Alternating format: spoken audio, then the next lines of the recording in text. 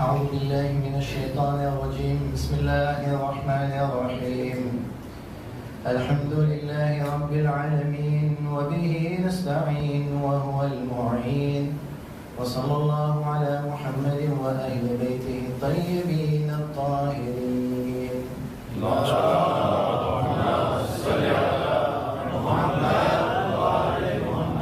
صلى الله عليك يا أبا عبد الله الحسين صلوا على محمد وآل محمد اللهم صل على محمد وآل محمد. Alors au tout départ, je souhaiterais vous remercier l'Axis, l'Axis Sud et l'UAXIR pour avoir permis d'organiser cette intervention, cette présentation et discussion sur un thème qui est très très important. Il est rare de donner une tribune, un espace serein et calme pour pouvoir discuter de ce genre de sujet et j'exprime toutes mes reconnaissances pour cette organisation. Alors, comme à mon habitude, je rappelle que la présentation d'aujourd'hui est une présentation interactive, donc on a besoin de l'interaction de la part du public. Vous devrez intervenir, il n'y a pas à avoir honte. On va essayer d'étendre l'atmosphère en vous posant des questions, en comprenant vos réponses et même vos commentaires. Si vous avez une intervention ou une question en cours de la présentation, il n'y a pas de problème, vous pouvez intervenir pour que les données, les informations soient mieux comprises par tout le monde. Alors, la présentation d'aujourd'hui, introduction à une étude historique de l'événement de Karbala. On va commencer par une introduction et on aura trois parties. La première partie, c'est la contradiction dans la narration des faits historiques. La deuxième partie, c'est les sources historiques de l'événement de Karbala. Et enfin, la troisième partie, exemple de récits et informations historiques sujets à des controverses dans notre environnement. Alors, puisque la présentation et la discussion risquent de s'allonger un petit peu, on va donner une pause dans 45-50 minutes. Donc, quelqu'un lance le chrono. On va se reposer 5 à 10 minutes pour l'enchaîner. Et moi, j'ai prévu de boucler cela au maximum en 1 heure, c'est-à-dire 50 minutes, et ensuite 1 heure et demie, 50 minutes, et ensuite 40 minutes. Alors, on va commencer par une introduction nécessaire. Il faudra que vous soyez attentionnés pour bien rentrer dans notre sujet, pour ne pas être lâché. Le premier point, c'est la délimitation du sujet de la discussion. Deuxième point, pourquoi avoir choisi ce thème. Troisième point, devrait-on aborder les sujets de controverse religieuse devant le public? Et enfin, on va annoncer le plan, les parties, les questions que nous traiterons dans notre présentation. Comme vous l'avez remarqué, on va... Ok, pas de souci. Vous pouvez bouger les caméras aussi. Alors, on va commencer par délimiter la discussion et le sujet que nous allons étudier, traiter pendant cette présentation pour que l'on puisse bien comprendre de quoi nous voulons parler.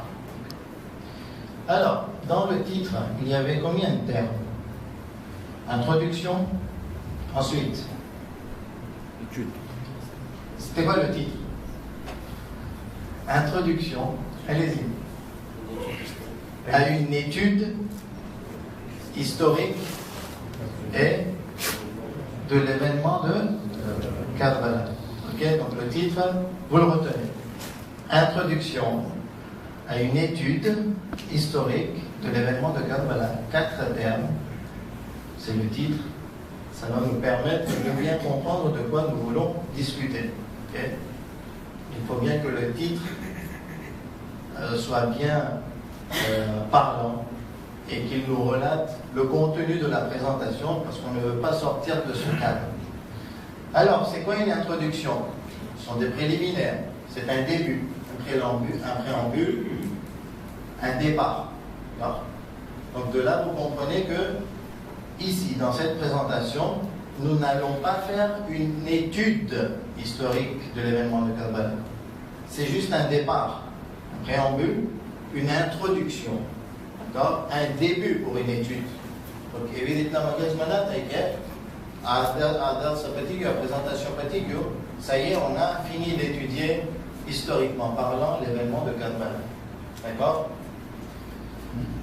Deuxième terme, étude. C'est quoi étudier? C'est réfléchir, c'est faire fonctionner son esprit pour avoir plus de connaissances. Là, on a une définition de dictionnaire Antidote, travail de l'esprit qui s'applique à acquérir ou à approfondir des connaissances. Mais nous, qu'est-ce que nous voulons exactement? Okay? Introduction à une étude historique de l'événement de Karbala. En finalité, qu'est-ce que nous souhaitons à court terme? C'est-à-dire après la fin de cette présentation, de cette discussion. Moi, je propose que chaque personne lise un ou deux livres spécialisés dans la narration historique de l'événement de Karbala suite à cette présentation. C'est clair. La réussite de ma présentation, de cette intervention, c'est qu'après Calais, et vous avez après tout le temps, 1 an, jusqu'à notre prochaine rencontre, que vous ayez lu un ou deux livres spécialisés concernant la narration des faits historiques de l'événement de Karbala. Si une personne a lu, c'est déjà bien. Si chaque personne a lu, c'est 100% de réussite. L'événement de Karbala, quand on a sauté un terme historique, on l'a sauté, on revient. Que veut dire l'événement de Karbala? Vous l'entendez tout le temps. C'est quoi l'événement de Karbala? Qu'est-ce qui vous vient à l'esprit quand on parle d'événement de Karbala? Le martyr de l'imam Hussein. Et que lorsque l'imam Hussein est devenu shahid, okay? C'est ce que pense tout le monde, ou il y a une autre... Oui, ça veut dire quoi? Ça fait penser à Janabé Zainab aussi. Ok, d'accord. Donc, le martyr de l'imam Hussein alayhi salam et ceux qui ont vécu Janabé Zainab concernant l'histoire de Karbala et de ce martyr. Ok? Il y a un rajout, c'est un très très bon point. Quand on parle d'événements de Karbala, il y a l'histoire où en fait l'imam Hussein il n'a pas fait baïa avec Yazid, pas directement. C'est-à-dire il n'a pas fait le baïa de Yazid, mais à travers Walid ibn Utba, le gouverneur de Médine. Voilà.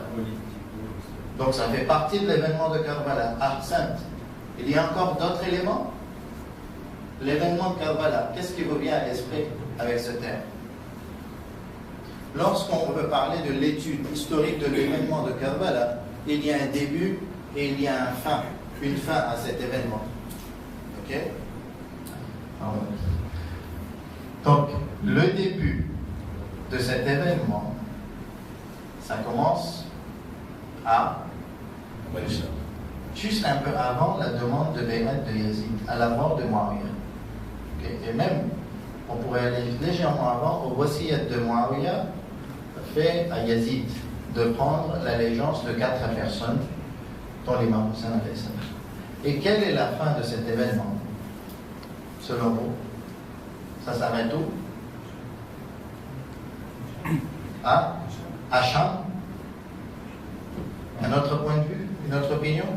Au retour à Médine. Au retour, oui, c'est plus précis. Après Cham, au retour des captifs à Médine. Donc ce terme, il signifie début de l'événement mort de Muawiyah, fin de l'événement retour des captifs à Médine. Maintenant, événement de Karbala, ce terme a plusieurs synonymes,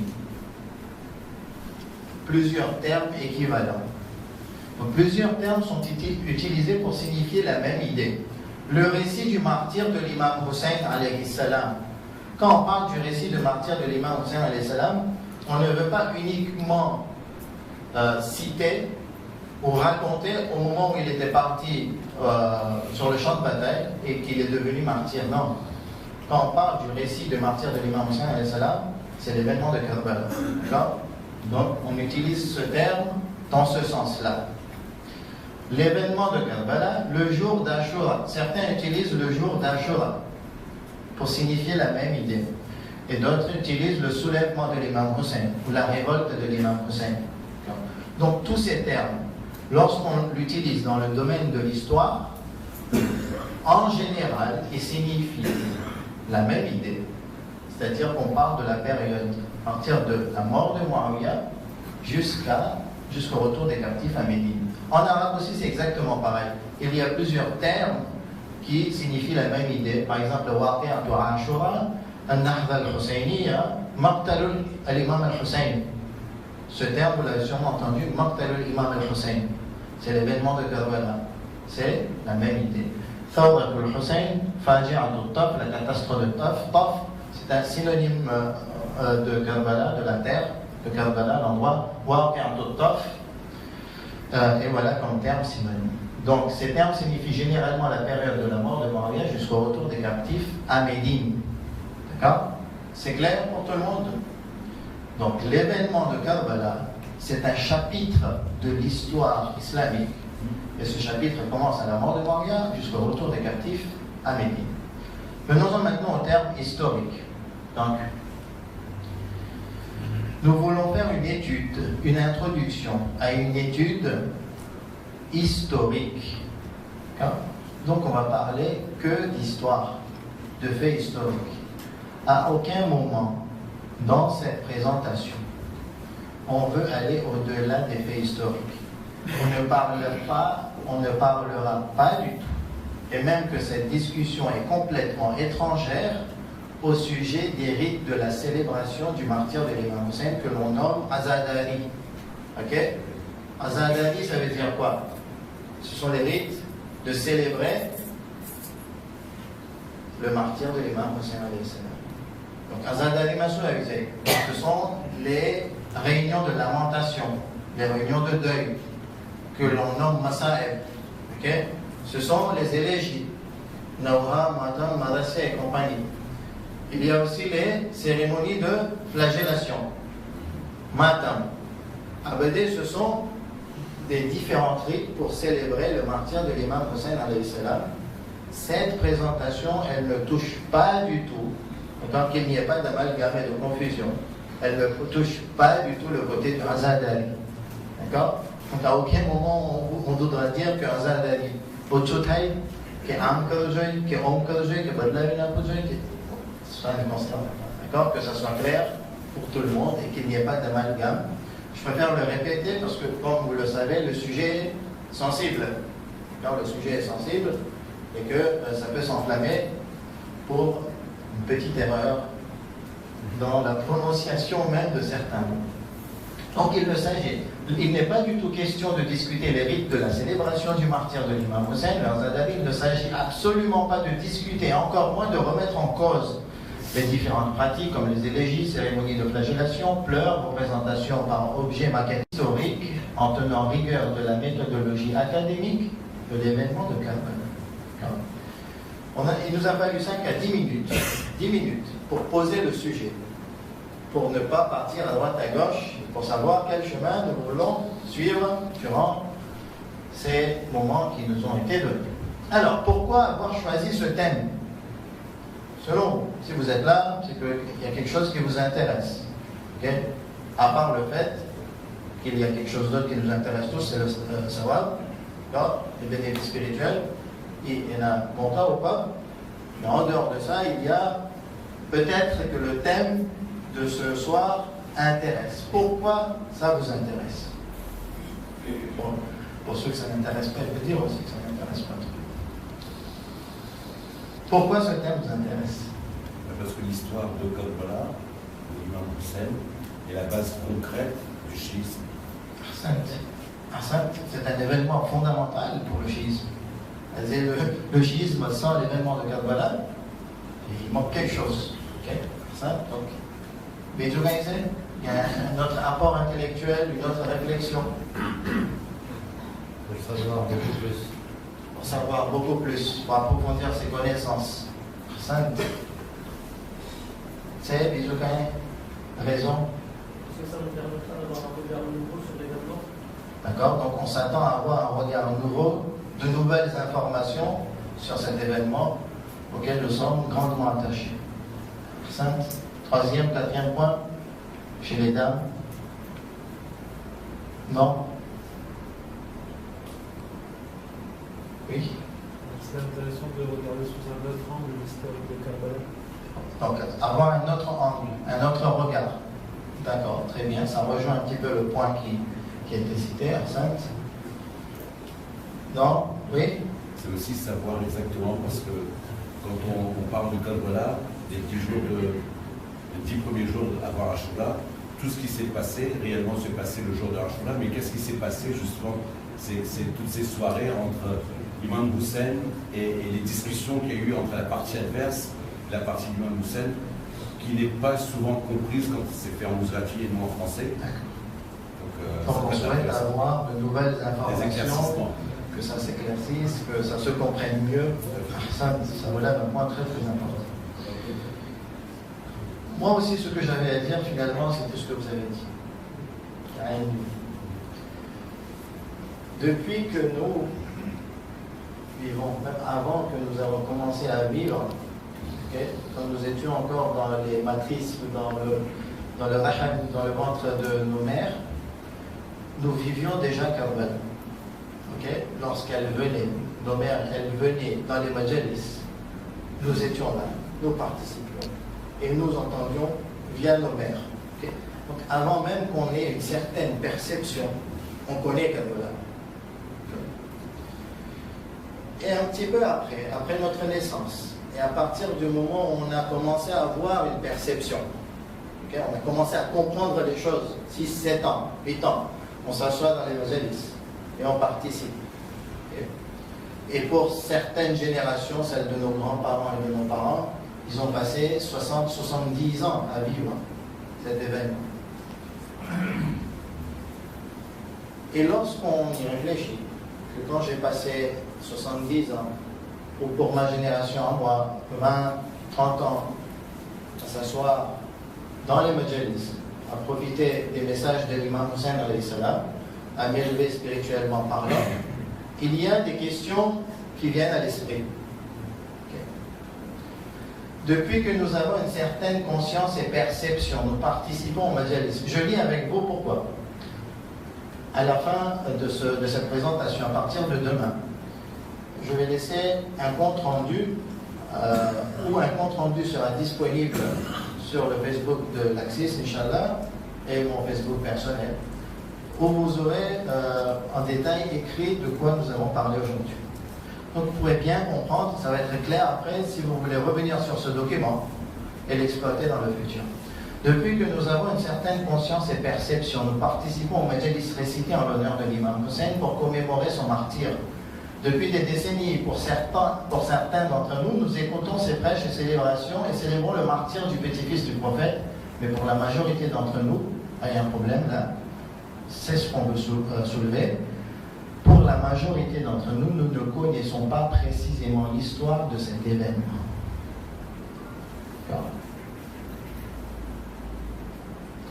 Ou est-ce que quelqu'un a étudié ce thème de façon académique, historique, en détail? C'est mon cas à moi. Plusieurs questions nous viennent à l'esprit concernant ce sujet. Quelles sont mes connaissances historiques réellement sur cet événement? C'est vrai que j'aime Imam Hussein, j'aime célébrer son martyre, mais allez, je me pose la question, qu'est-ce que je connais concernant cet événement, concernant l'histoire de cet événement? Donc moi, je me suis rendu compte, par rapport à moi-même, qu'il me manquait beaucoup d'informations et de détails. Et comme j'ai fait face à un problème, je me suis dit qu'il faut régler ce problème. Quand j'en ai parlé autour de moi, je n'étais pas le seul à être concerné par ce problème. Donc, à partir du moment où on a un problème, qu'on essaye de le régler, et qu'on voit que les autres sont dans ce problème, on essaye de partager des solutions avec les autres. Deuxième question, ai-je déjà étudié au niveau historique cet événement que je célèbre répétitivement, auquel je suis particulièrement attaché et pour lequel j'ai noué une croyance sanctifiante?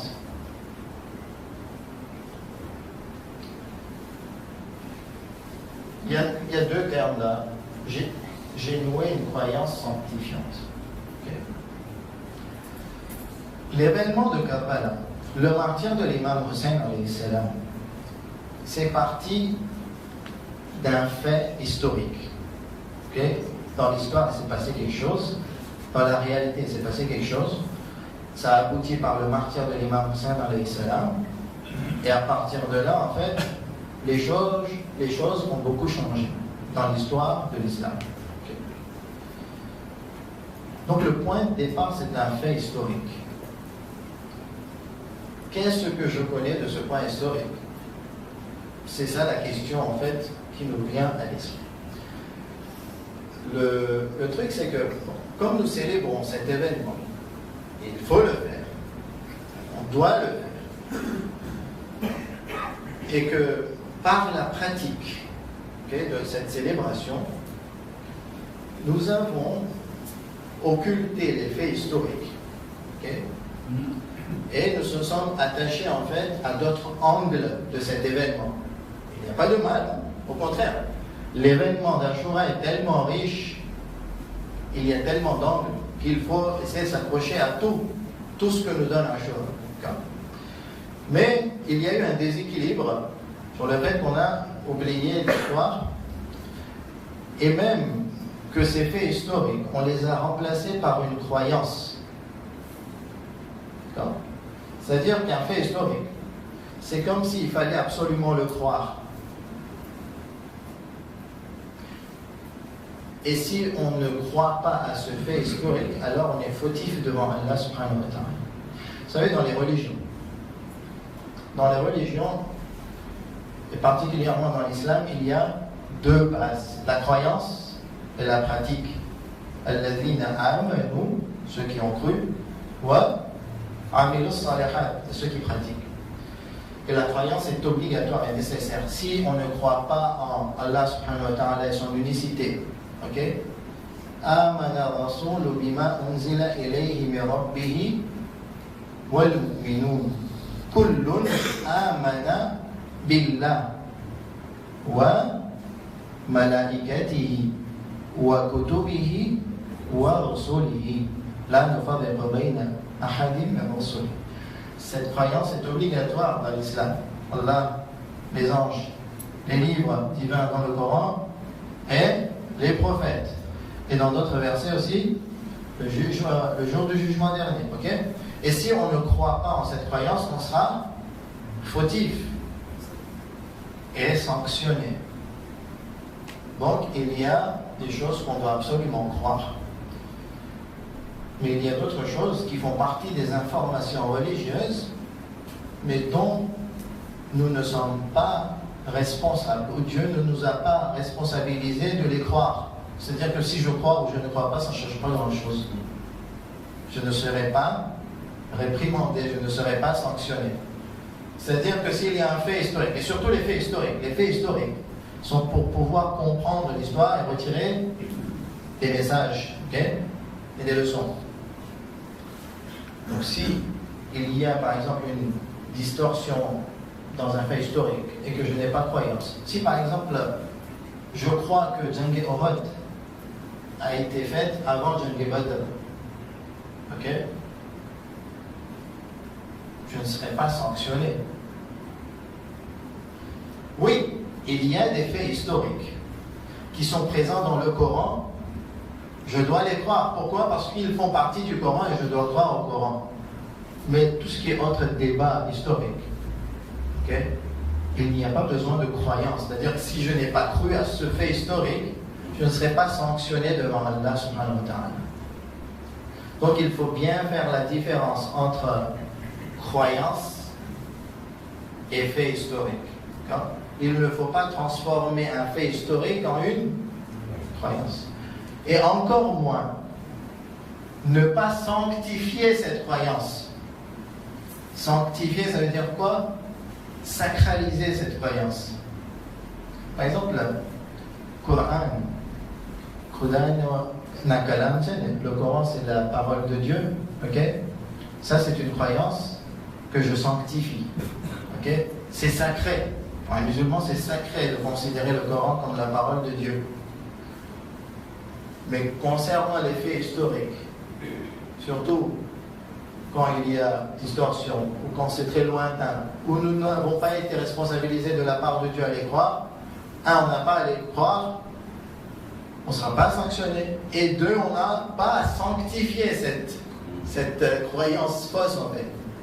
Donc, qu'est-ce qui se passe? Des fois, parce qu'on oublie le côté historique, et particulièrement concernant l'événement de Karbala, et qu'on a bâti beaucoup de choses sur l'événement de Karbala, sur son fait historique, et que lorsqu'on touche ou on essaye de comprendre l'histoire de Karbala, on se dit qu'on est en train de toucher à une croyance sacrée. Et c'est pour ça que ça nous fait peur. Et se dire que s'il se passe quelque chose dans la compréhension de ce fait, à ce moment-là, comme si je serais sanctionné devant Allah subhanahu wa ta'ala. Donc il faut bien faire la différence. On n'a pas à sanctifier, on n'a pas à croire déjà. De la même façon que Dieu nous demande de croire à Dieu, ses prophètes, ses anges, ses livres, et le jour du jugement dernier, et les imams. De croire de la même façon que ce qu'on vient de dire concernant les faits historiques.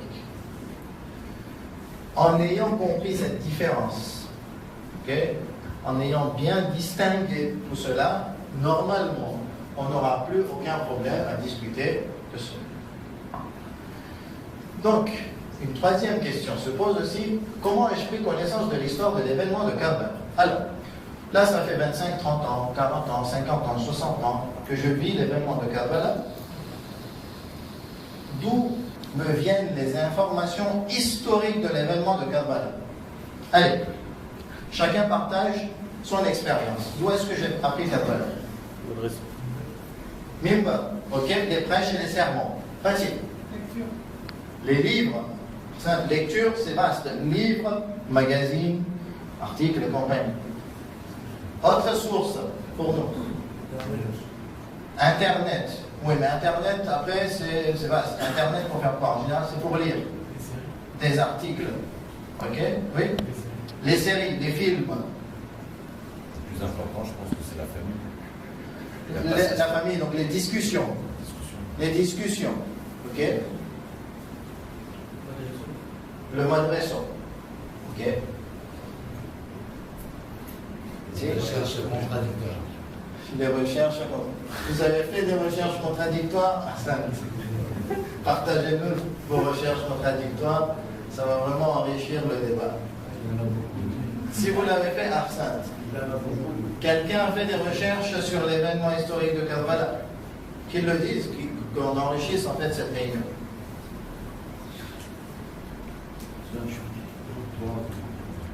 C'est pas grave, moi non plus je n'ai pas fait de recherche. Autre source, comment avons-nous appris? Les Nora, les élégies, ça nous raconte beaucoup d'histoires. Ça fournit en fait. Oui? A-t-il qu'une seule source? Donc moi aussi j'ai trouvé les livres. Parmi les livres, kami créé concernant l'événement de Karbala. Nafasul Mahmoum. Autre livre, quelqu'un a lu? Oui? Le Rouf, Sainte. Le Rouf. Vous l'avez lu en français, de nouveau le. Bien. Tragédie de Karbala. Sainte. Autre livre? C'est bien. Quand il y a une chose qui dit, Leila Sourani ni Kitab. Récit de martyr, non? Quelqu'un a un titre à rajouter? Non? Pas de titre. Donc moi, me concernant, moi j'avais commencé quand j'étais jeune à lire, c'était un magazine à Fabalain, il y a Abba Abdillah qui a tiré le titre, c'était 30-32 pages concernant l'événement de Karbala. Vous vous souvenez? Quelqu'un se souvient, ça avait été distribué grandement dans les années 95, il me semble. Je me citais. Et j'avais appris concernant l'événement de Karbala à partir de ce récit ici. 30 pages. Il y a le livre de Léla Sourani, Le Martyr, ou la tragédie de Karbala. C'est cette tragédie que vous voulez dire? L'autre, il y a un autre aussi. Il y a Nafasul Mahmoud de Cheikh Abbas al-Qummi. Il y a le Rouf. Okay. Et il y a d'autres livres. Il y a les articles et documents, en général très accessibles par Internet. Il y a les films et dessins animés. Vous avez vu le dessin animé Hors des temps? Quelqu'un a vu des dessins animés? Parmi les films, quelqu'un a vu un film qui relate l'histoire de l'imam Hussein alayhi salam? Même morcelé, oui. Oui, le? Pardon? Lequel? Du centre, non, un titre de film. Mourtar. Oui, le Mourtar, il y a beaucoup de choses qui relatent l'événement de Karbala, particulièrement un chapitre important de l'événement de Karbala, ce qui s'est passé à Koufa. Et dit qu'il y a un film que j'ai Safir et Karbala. Effectivement, alors,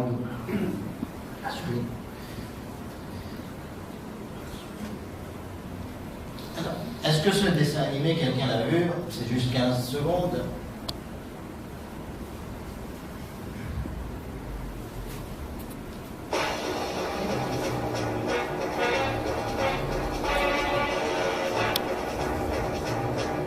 Il est présent sur YouTube. Ça a été fait par des Libanais. Il existe, oui. Vous connaissez? Très bien aussi, ça relate. Ça fait partie des sources qui peuvent nous apprendre l'événement de Karbala.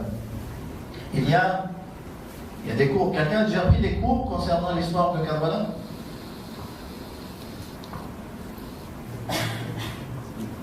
Non? Des cours? Bon, peut-être que sur Internet, je ne sais pas. Ça, par exemple, comme ça n'existe pas, c'est quelque chose à exploiter. Il faut augmenter le Azadari Imam Hussein alayhi salam en mettant ça en place. Donc là, on a relevé qu'on peut augmenter le Azadari de l'Imam Hussein alayhi salam en augmentant les activités, en rapprochant d'Allah subhanahu wa ta'ala et à notre imam. Les prêches et majalis, bon, ça c'est incontournable. Les théâtres et autres représentations, vous n'avez pas cité. Ok, comme vous l'avez cité? Non, mais non. Voilà. Je pense que il faut que vous citiez. On fait une course. Qui dit le plus? Les maquettes. Okay, ça nous apporte des informations. Les théâtres et compagnie. Ou encore les élégies, Mataf, Nawa, Marassia, etc. Quelqu'un a-t-il une autre source qu'on rajoute dans notre liste? Non? On avance? En général, les recherches contradictoires, c'est rare. C'est pour ça que je dis. Pourquoi avoir choisi ce thème? Alors, donc c'est concernant l'importance de ce thème, un point. Un deuxième point. Donc le premier point, c'est que nous vivons cet événement de façon répétitive, mais nous n'avons pas étudié les faits historiques en détail. Okay, en détail.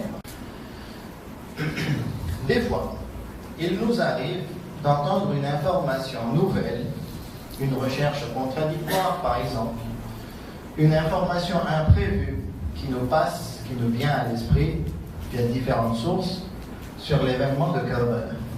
Okay? Cette information est nouvelle, elle nous choque.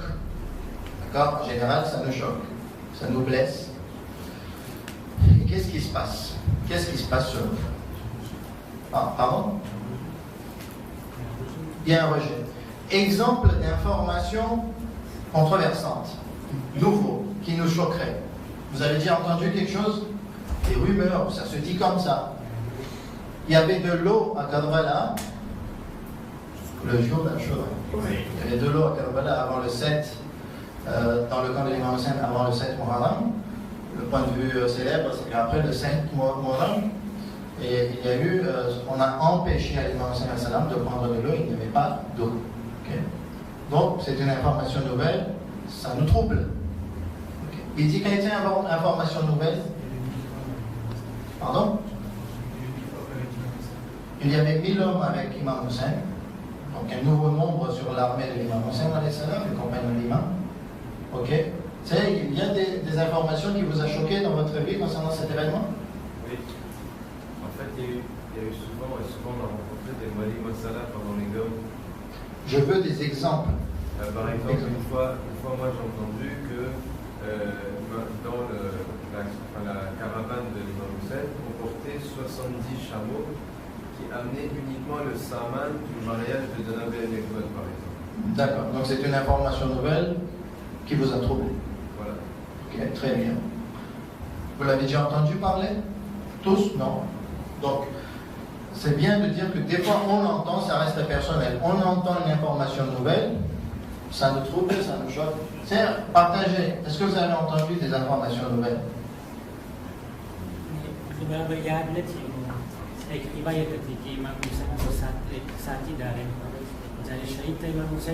Il a essayé de récupérer la bague du doigt d'Imam Hussein. Et nos Satida? Satida, je crois, de mémoire, de la D'accord. effectivement, il n'y est pas arrivé. Mais ce qui peut me choquer, c'est pas que c'est une information utile, mais c'est est-ce que vraiment Satida à retour, ou est-ce que j'ai un. C'est un flou en fait pour moi. D'accord. Donc c'est une information qui était choquante. Tu as dit un exemple? Le nom de la grand-mère de Mavia, Ok. le même nom similaire ou la même qu'on retrouve chez les. D'accord. Comme par exemple l'imam Ali alayhi salam, il avait des fils du nom de Omar et Abu Bakr et compagnie. La grand-mère. D'accord. C'est quoi son nom? Je n'ai pas en tête. Pardon? Hind.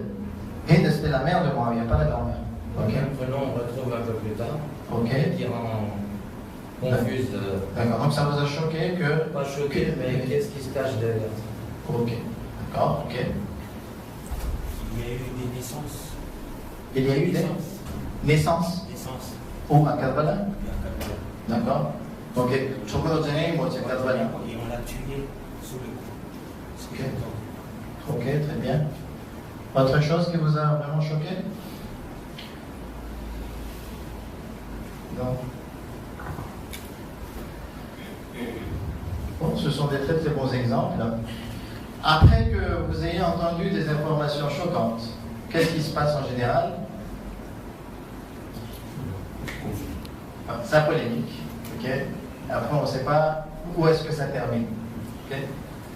Donc après, voilà, ça s'enchaîne, ça polémique de telle façon que le fait historique de l'imam Hussein alayhi salam devient source de conflit, ok, et d'un autre événement de Karbala, malheureusement. Donc c'est ce qui se passe, ok, vous êtes d'accord? Imaginons que je vous donne une information nouvelle, et hop, ça peut s'enflammer. Ok, ça peut s'enflammer et ça peut aller très très vite. Après, qu'est-ce qui se passe? Après le maximum de Chandou, ok, il faut. On ne demande pas que polémique n'ait eu de Karbala derrière Tato, il faut que ça se finisse par un autre Karbala. Ok? Parce qu'il y a eu sanctification. Ouais, la polémique et la controverse, c'était parce que on n'a pas fait la distinction entre le fait historique et la croyance sanctifiante. Le secret, c'est là. Okay. Bon, après, on essaye de oublier ça et on essaie. Alhamdulillah. Le truc, c'est qu'on étouffe. On a étouffé l'histoire. Et qu'est-ce qui s'est passé? C'est que l'information qui nous était venue dans l'esprit, qui était la source de la polémique, ok? Il est polémique, ça a été étouffé. C'est comme si elle n'avait pas existé. Qu'est-ce qui s'est passé? On n'a rien su. D'accord? On reste dans la confusion. L'information était vraie, fausse, ça a été étouffé. Après, qu'est-ce qui se passe?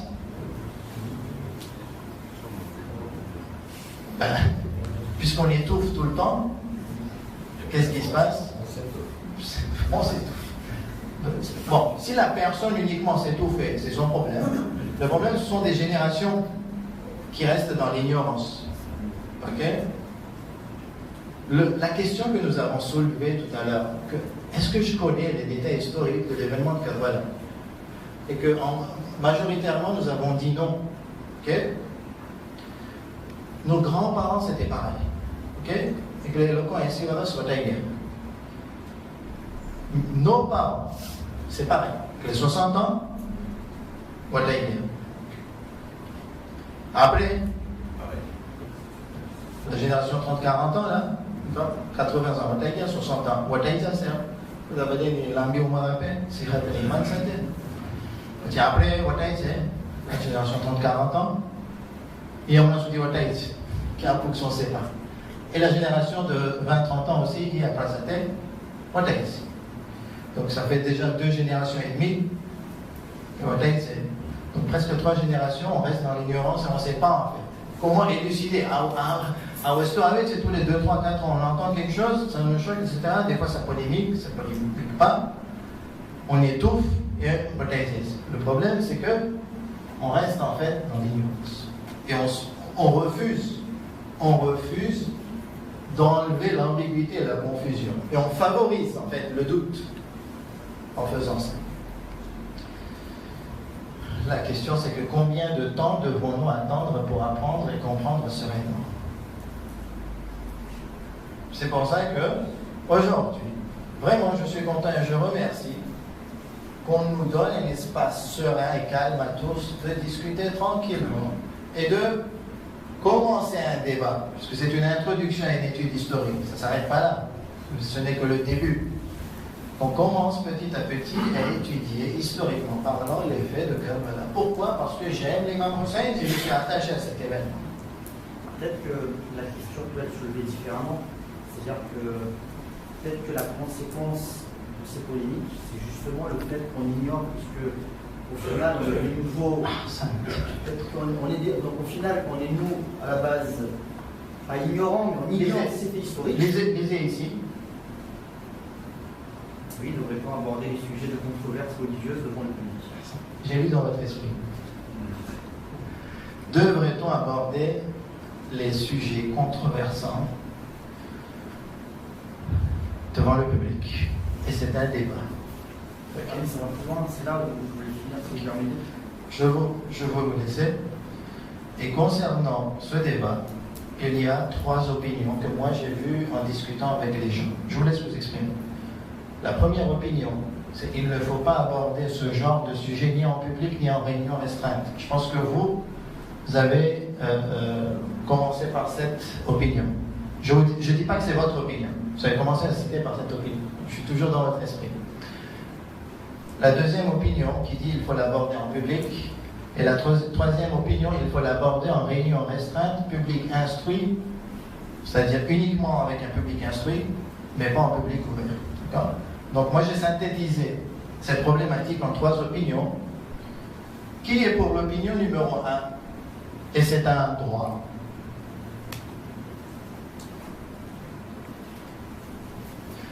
Ça demande aussi, vous pouvez lever le doigt, mais bon.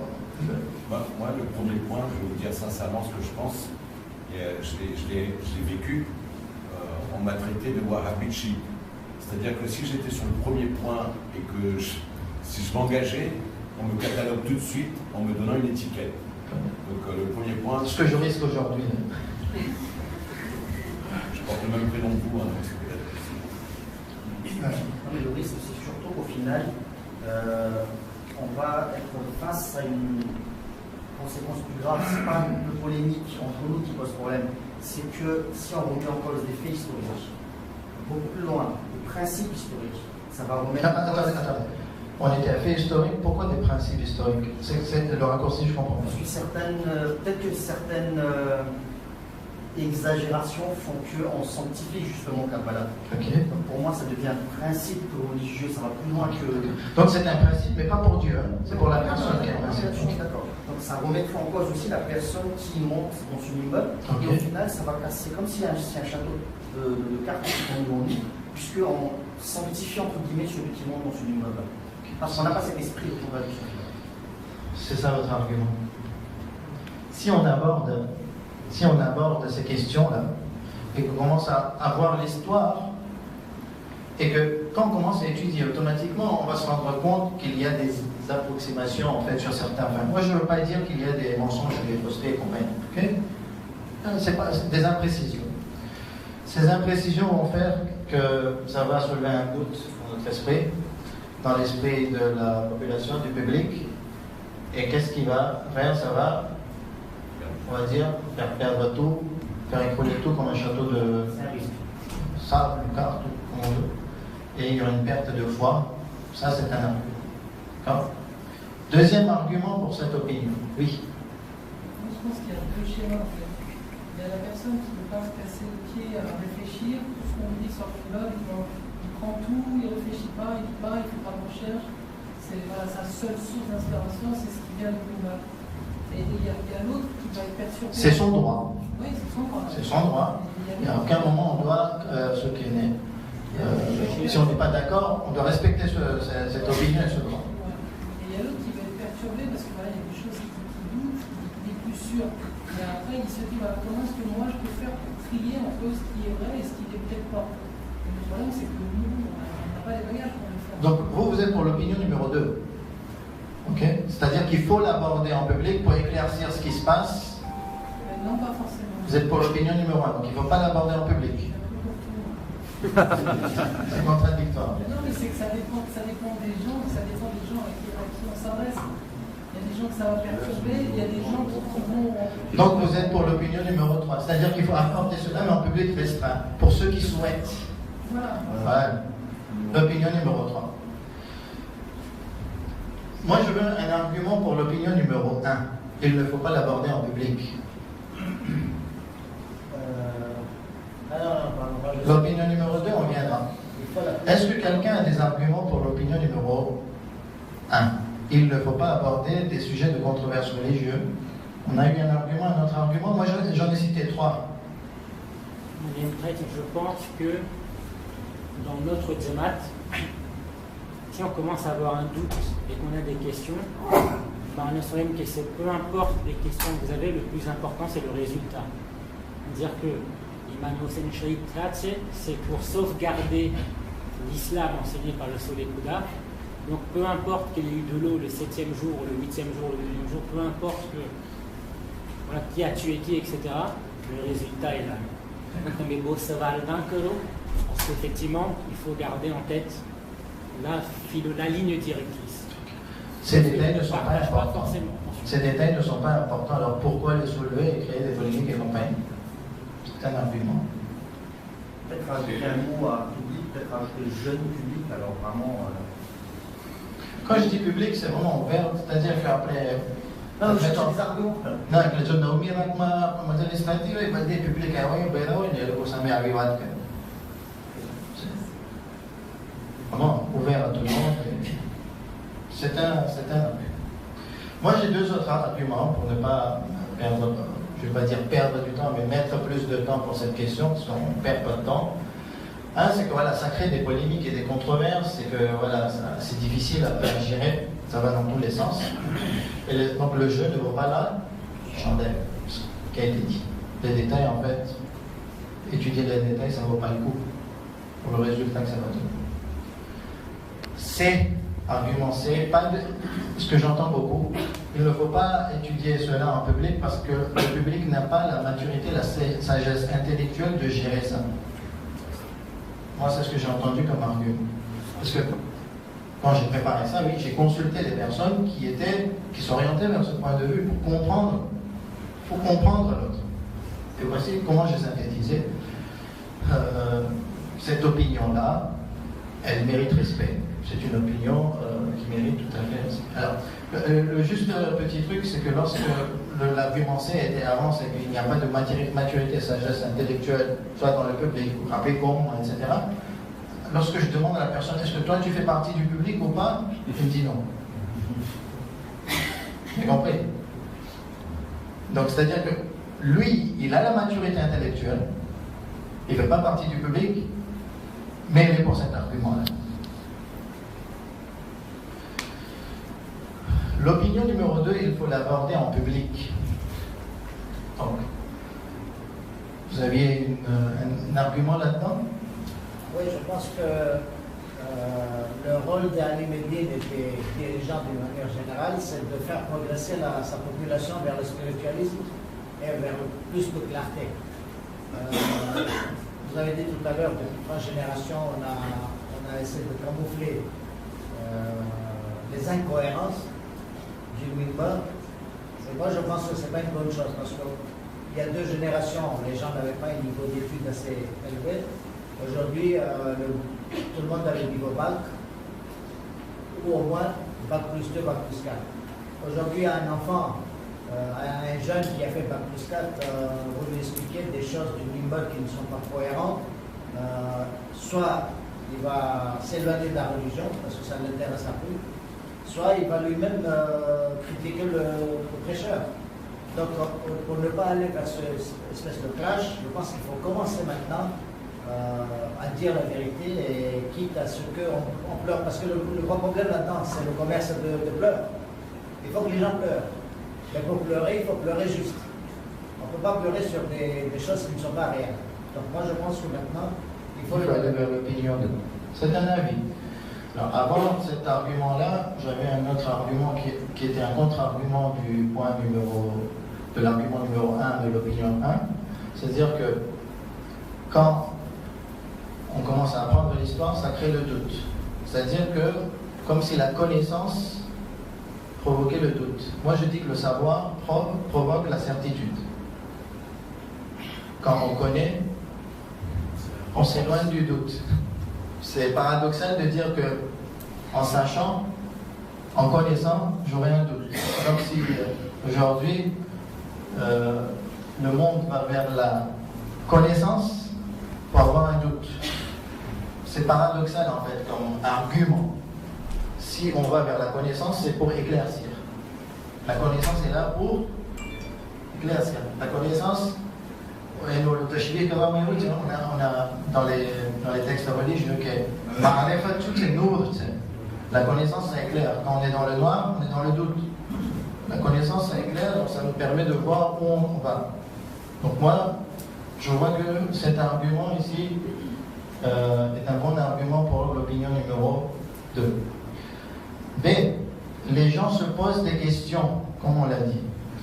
Souvent, on entend des contradictions, des incohérences, etc. Et on se pose des questions. Finalement, pourquoi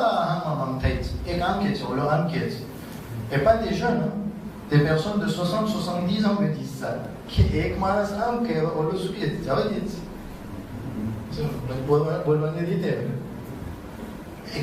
Ça existe en fait, le problème existe. On ne peut pas dire que ce problème n'existe pas. Le problème des incohérences concernant les faits historiques de l'événement de Karbala, ça existe. Mais on essaye d'étouffer, de dissimuler, de faire en sorte comme si ça n'existait pas, mais c'est faux. On ne peut pas dire que ça va être. Et moi, je trouve que les laisser dans la confusion et le doute, c'est dangereux. Okay? On laisse en fait un espace de doute et on avance avec cet espace de doute. Où est-ce que ça va nous mener? On ne sait pas. Qui va exploiter ce doute? Okay. Aujourd'hui, on fait face à un monde multipolaire, un monde où l'information est accessible, où le monde où on peut communiquer et être en contact avec des gens du monde. Je dis, beaucoup savent qu'après doute, comment ce doute va être exploité? Comment ils vont exploiter ce doute chez nos jeunes et se faufiler, se dire que tout Karbala m'a manette, non on va parler de ta vie Karbala, Karbala m'a tout direct de Raskar, et la personne en fait elle va s'écrouler d'un coup comme un château de cartes ou de sable. Choqué. Donc moi je dis, quand il y a un problème comme ça, quand il y a des confusions, des imprécisions, des amalgames, des ambiguïtés, quel est le meilleur? Que l'on attende que quelqu'un exploite ses doutes ou que nous-mêmes nous commencions en fait à résoudre ce problème de l'intérieur où on sait qu'on va pouvoir accompagner la personne de telle façon qu'elle ne soit pas choquée émotionnellement parlant. Mais vous savez que certaines personnes, lorsqu'elles sont très très choquées, peuvent moukiner à la zèle. Ok? Alors pourquoi attendre et laisser les autres exploiter? Et que le précurseur, celui qui a une vision intelligente, qui regarde de loin, okay? Qui sait ce qui se passe dans le monde, comment aujourd'hui dans le Moyen-Orient, dans le monde islamique, arabo-musulman, et quelqu'un dit c'est sur Internet, okay? Sur Facebook, ou même dans les réunions, les différentes réunions, Ici, on ne connaît pas, parce qu'on est en retard par rapport à la mer. Mais quoi qu'il arrive, tôt ou tard, ça va arriver. Ça va arriver. Ce qui se passe là-bas, ça va arriver. En fait. C'est comme ça. Il y a un iPhone qui est sorti, et l'Amérique est sorti. Petit avec. Ok? C'est pareil, la science c'est comme ça. Alors pourquoi, en fait, quand on voit des problèmes, surtout quelqu'un comme moi qui ai eu la chance et l'occasion de la part de Allah de voir qu'il y a des soucis, je suis là en fait pour dire attention, il y a des soucis. Là-bas, on exploite ces soucis, ces problèmes, le doute des gens. Et on les induit en fait en erreur, et après ça peut être beaucoup plus dangereux que ce que l'on craint ici. Troisième argument, vous l'avez cité, à force de cacher, de laisser les gens dans la confusion, qu'est-ce qui se passe? Le discours religieux, et particulièrement le mimbar, d'accord, qu'il faut préserver, okay, qui est aujourd'hui la source de la transmission du savoir de l'islam. Il faut préserver ce discours religieux. Mais à force de cacher, de dissimuler, de jouer un cache-cache, de créer des polémiques, okay, pour essayer d'étouffer l'histoire, qu'est-ce qui se passe? Le discours religieux perd de sa crédibilité. C'est-à-dire qu'en faisant ça, en fait, c'est inconscient, mais en voulant protéger le mimbar, on est en train de le discréditer. Et les gens, et je vous promets, les gens commencent à douter de la crédibilité de ce discours. Et les gens doutent. Quand je dis les gens, c'est pas tout le monde. Je ne veux pas généraliser que 100%, j'exagère. Je ne veux pas exagérer. Mais quand je dis les gens, ça peut être 10%, 20%. Alors, c'est la minorité. Mais ces gens-là, et ils sont nombreux, en nombre, doutent de la compétence de ceux qui montent sur le mimbar. Alors que nous voulons protéger cela. Alors, moi je dis que la solution n'est pas de dissimuler et de cacher. La solution est de créer un environnement serein, calme, okay, de telle façon qu'on peut favoriser la compréhension et l'apprentissage de notre religion. Et c'est grâce à cela que nous verrons en fait où partir. Et comment ne pas tomber dans les différents pièges et ne pas rester dans le doute et la confusion. Même si moi je ne suis pas pour l'opinion numéro 2, je suis pour l'opinion numéro 3, c'est mon opinion personnelle. C'est-à-dire qu'il faut l'aborder en réunion restreinte. Pour moi, en réunion restreinte, ça ne veut pas dire un public instruit qui est niveau bac plus 3 ou 4 ou quelque chose comme ça, mais un public qui ait envie d'apprendre. On ne peut pas obliger à quelqu'un qui ne souhaite pas apprendre. Okay. Ça, on n'a pas le droit de le faire. Et de l'autre côté, celui qui ne souhaite pas apprendre et approfondir, il n'a pas le droit d'interdire celui qui souhaite le faire. C'est pour ça qu'on a annoncé le sujet 2 à 3 jours avant, 2 jours avant, de telle façon que les gens sachent pourquoi ils viendront ici. Ceux qui veulent venir apprendre concernant ce sujet, ils viennent. Okay? On les respecte de la même façon que ceux qui ne souhaitent pas et qui refusent d'apprendre concernant ce sujet, c'est leur droit naturel.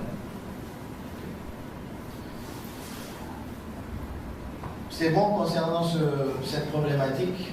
Okay? Si c'est bon, ben on va conclure. Donc en fait, l'opinion numéro 3, c'était un petit peu rendre content tout le monde. En même temps, l'opinion numéro 1 et l'opinion numéro 2. Juste les questions que l'on va traiter après notre pause.